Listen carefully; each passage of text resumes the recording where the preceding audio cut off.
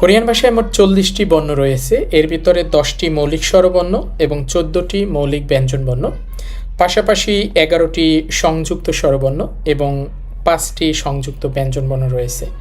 এই 40টা বর্ণ আয়ত্ত করতে পারলে আপনি যে কোনো কোরিয়ান শব্দ দেখে দেখে পড়তে পারবেন। আজকের ভিডিওতে আমরা 10টি স্বরবর্ণ আয়ত্ত করব। চলুন তাহলে স্বরবর্ণগুলো আমরা বুঝে বুঝে শেখার চেষ্টা করি। 10টি স্বরবর্ণ সহজে শেখার জন্য আমরা ইংরেজি বর্ণমালা টি ব্যবহার করব। টিটাকে আমরা একটু ঘুরিয়ে লিখব। টি এর লেজ সাধারণত নিচের দিকে থাকে, কিন্তু আমরা টি এর লেজটাকে ডান দিকে দিয়ে দিব। এটা আমাদের একটা স্বরবর্ণ হয়ে গেছে এবং এই বর্ণটার নাম হবে আ। আমি আবারও লিখব, দেখেন ওই বর্ণটা, এটাও হচ্ছে আ। এখন এখানে দুইটা আ। প্রথম আটা থেকে দ্বিতীয় আটা আলাদা করার জন্য দ্বিতীয়টার সাথে আমরা অতিরিক্ত একটা দাগ দিব। এই অতিরিক্ত দাগ বা অতিরিক্ত স্ট্রোকের কারণে অতিরিক্ত একটা ই উচ্চারণ করতে হবে এবং এই ইটা আয়ের আগে বসাবো আমরা। তাহলে আমরা এখানে একটা ই বসাইয়া দিলাম।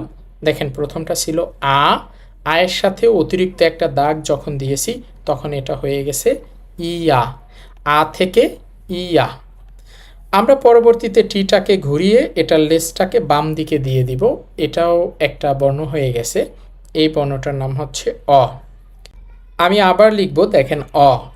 প্রথমটার মতো দ্বিতীয় অটাতেও অতিরিক্ত একটা দাগ দিব।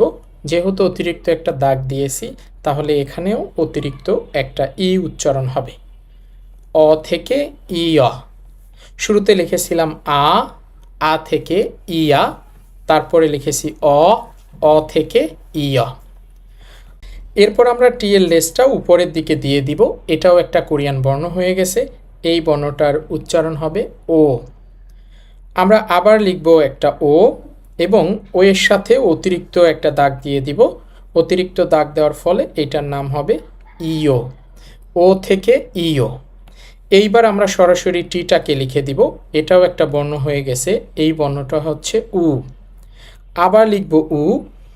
উ লিখে উয়ের সাথে আমরা অতিরিক্ত একটা দাগ দিব। তাহলে এটার উচ্চারণ হবে ইউ।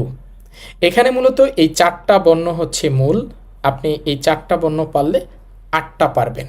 শুরুতে আমরা শিখেছি আ, আয়ের সাথে যখন একটা দাগ দিয়েছি এটা হয়ে গেছে ইয়া। তারপরে শিখেছি অ, অয়ের সাথে যখন একটা দাগ দিয়েছি হয়ে গেছে ইয়। এরপরে হচ্ছে ও, ওয়ের সাথে একটা দাগ দেওয়ার ফলে ইও। এরপরে উ, উয়ের সাথে একটা দাগ দেওয়ার ফলে ইউ। আমাদের এখানে টোটাল 8টা বর্ণ হয়েছে। আরও 2টা বর্ণ বাকি আছে। আমরা বাকি 2টা বর্ণ টি দিয়েই লিখব। এইবার আমরা ওই টিটাকে ভেঙে ফেলব। টিটাকে যদি ভেঙে ফেলি দেখেন তো এরকম 2টা অংশ হয়। একটা হচ্ছে মাইনাস চিহ্নের মতো আর একটা আইয়ের মতো। মাইনাস চিহ্নের মতো যেই বর্ণটা, এইটার উচ্চারণ হবে উ। আমাদের টি এর মতো যেই বর্ণটা, এইটার নর্মাল উচ্চারণ উ। এটা বলার সময় মুখ গোল হয়, সাধারণভাবেই বলতে হয়, আমরা যেভাবে বলি উ। কিন্তু মাইনাস চিহ্নের মতো যেটা, এইটা বলার সময় আপনার মুখ গোল হবে না, এটা বলার সময় আপনার মুখ চ্যাপ্টা হবে উ। এবং আপনি 2 পাটি দাঁত টাচ করিয়ে বলবেন, তাহলে এক্স্যাক্ট সাউন্ডটা তৈরি হবে। তো যেটা টি এর মতো এটা নর্মাল, এটা হচ্ছে উ উ। আর যেটা মাইনাস চিহ্নের মতো, যেহেতু এইটা উয়ের কাছাকাছি এই জন্য এটাকে আমরা দীর্ঘ উ দিয়ে লিখেছি। এটার উচ্চারণটা হবে উ উ। যখন টি এর মতো যেটা, ওইটা বলতেছি মুখ গোল হচ্ছে, নর্মাল উ উ। আর যখন মাইনাস চিহ্নের মতো ওইটা বলতেছি মুখ চ্যাপ্টা হচ্ছে এবং 2 পাটি দাঁত আমি টাচ করিয়ে বলতেছি উ উ। আর আইয়ের মতো এইটার নাম হবে ই ই। হয়ে গেছে আমাদের 10টা স্বরবর্ণ। আমি আরও একবার পড়তেছি বর্ণগুলো, আপনারা আমার সাথে সাথে পড়তে পারেন। আ আ, ইয়া ইয়া, অ অ, ইয় ইয়, ও ও, ইও ইও, উ উ, ইউ ইউ, উ উ, ই ই। আমরা শিখে ফেলেছি 10টা স্বরবর্ণ। এখন আমি আপনাদের দেখাবো এই 10টা স্বরবর্ণ আপনি কিভাবে মনে রাখতে পারেন।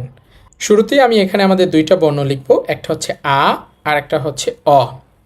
এই দুইটা বর্ণ মিলে এখানে আমরা ধরে নেব উনি একজন মানুষ। এই মানুষটা আমি। আমার দুইটা হাত, ডান পাশেরটা ডান হাত, বাম পাশেরটা বাম হাত। এখন আমাকে যদি বলা হয় যে দুইটা হাতই আপনার, কিন্তু একটা হাত আপনি আপনার জন্য রাখবেন, আরেকটা হাত অন্যের জন্য রাখবেন, তখন আমি আমার জন্য ডান হাত রাখবো। হাত দুইটাই আমার, বাট আমাদের মনে রাখার সুবিধার্থে বলতেছি একটা আমার জন্য আরেকটা অন্যের জন্য। আমি আমার জন্য ডান হাত রাখব, যেহেতু ডান হাত আমরা বেশি ব্যবহার করি, ডান হাতে আমাদের শক্তি বেশি, এবং আমি অন্যের জন্য বাম হাত রাখলাম। তাহলে খেয়াল করেন, আমি আমার জন্য ডান হাত রেখেছি, অন্যের জন্য বাম হাত রেখেছি। আমার জন্য ডান হাত রেখেছি, এই জন্য ডান দিকের বর্ণটা আ। ডান দিকেরটা আমার, এই জন্য ডান দিকের বর্ণটা আ। বাম দিকেরটা অন্যের, এই জন্য বাম দিকের বর্ণটা অ। এইভাবে এই দুইটা বর্ণ মনে রাখব। আমাদের পরবর্তী দুইটা বর্ণ এরপর, একটা হচ্ছে ও আর একটা হচ্ছে উ। এই দুইটা বর্ণকে আমরা এইভাবে মনে রাখতে পারি। উ, এইটা উপরের অংশ কাটা। উপরের অংশ কাটা বলতে উপরের অংশে স্ট্রোক আছে, আমি সেটা বুঝাচ্ছি। আমরা এটাকে এভাবে মনে রাখব, উ উপরে কাটা। উ উপরে মিল আছে, এখানে উ এখানেও উ। উ কোথায় কাটা? উ উপরে কাটা। আর ও নিচে। ধরেন কোনো একজন মানুষের কথা আপনার কাছে জিজ্ঞেস করা হইল, আপনি বললেন ও তো নিচে গেছে। ও কোথায়? ও নিচে। ও নিচে, এই জন্য যেটা ও সেটা নিচে কাটা। নিচে কাটা বা নিচে স্টক। আমি কি বললাম? আমরা মনে রাখবো উ উপরে কাটা, মিল আছে, উ উপরে কাটা। আর ও নিচে গেছে। ও কোথায় গেছে? একজন ব্যক্তি, ও তো নিচে গেছে, এই জন্য নিচে কাটা ও। আমরা আরও একটা বর্ণ মনে রাখবো, সেটা হচ্ছে ই। এই বর্ণটা ই, এইটা অনেকটা আইয়ের মতো, আর আইয়ের উচ্চারণ সাধারণত ই এর মতোই হয়। আপনি যদি কারো নাম লেখেন, দেখেন এইভাবে লেখা যায় ইমরান, তাহলে এখানে আইয়ের উচ্চারণ ই হইছে। আপনি যদি লেখেন ইমাম, তাহলে এখানেও আইয়ের উচ্চারণ ই হইছে। অথবা আপনি যদি ইংরেজিতে লেখেন IN, এটাও কিন্তু ইন। একইভাবে বলা যায় ইন্টারন্যাশনাল, মানে আইয়ের উচ্চারণ ই। আইয়ের উচ্চারণ যেহেতু ই, সুতরাং আমরা মনে রাখবো আইয়ের মতো ই। আইয়ের মতো ই। আমাদের টোটাল স্বরবর্ণ 10টা, কিন্তু আপনি যদি এই 5টা স্বরবর্ণ মনে রাখতে পারেন, বাকি 5টা এমনিতেই হবে, যেহেতু একটার সাথে আরেকটা রিলেটেড। তো মনে রাখার সিস্টেমটা আমি আরেকবার আপনাদের মনে করিয়ে দিতে চাই, কিভাবে মনে রাখবেন। শুরুতে আমি বলেছি ডান হাত আমার, এই জন্য ডান দিকেরটা আ। বাম হাত অন্যের, এই জন্য বাম দিকেরটা অ। ও নিচে, এজন্য নিচে কাটা ও। উ উপরে, এজন্য উপরে কাটা উ। আর আইয়ের মতো ই। আইয়ের মতো ই। ডান হাত আমার, ডান দিকেরটা আ। বাম হাত অন্যের, বাম দিকেরটা অ। ও নিচে, নিচে কাটা ও। উ উপরে, উপরে কাটা উ। আইয়ের মতো ই। এই 5টা বর্ণ পারলে আমরা 10টা পারবো, যেহেতু একটার সাথে আরেকটা রিলেটেড। তো শুরুতে ছিল আমাদের, এখানে একটু দেখেন, শুরুতে ছিল আমাদের আ। আ থেকে ইয়া, অ। অ থেকে ইয়, ও।